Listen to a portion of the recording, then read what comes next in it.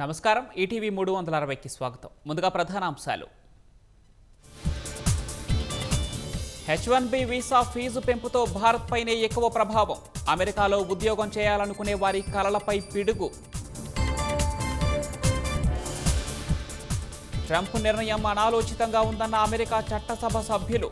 అనేక రంగాల్లో అస్థిరత ఏర్పడే ప్రమాదం ఉందని హెచ్చరిక. ట్రంప్ నిర్ణయంతో ఎన్నో కుటుంబాలకు ఇబ్బందులు. సమస్యను అమెరికా గుర్తిస్తుందని ఆశిస్తున్నామన్న విదేశాంగ శాఖ. విదేశాలపై ఆధారపడటమే దేశానికి అతిపెద్ద శత్రువన్న ప్రధాని. చిప్ నుంచి షిప్ వరకు అన్ని దేశంలోనే తయారు చేయాలని పిలుపు. యూరప్లోని ప్రధాన విమానాశ్రయాలపై సైబర్ దాడులు. చెక్ ఇన్ బోర్డింగ్ సేవలు నిలిచిపోవడంతో విమాన సర్వీసులకు ఆటంకం. చెత్త ఏరినట్లే చెత్త రాజకీయాలు క్లీన్ చేస్తారన్న సీఎం చంద్రబాబు. రౌడీయిజం విధ్వంసం చేస్తే చూస్తూ ఊరుకోనని హెచ్చరిక.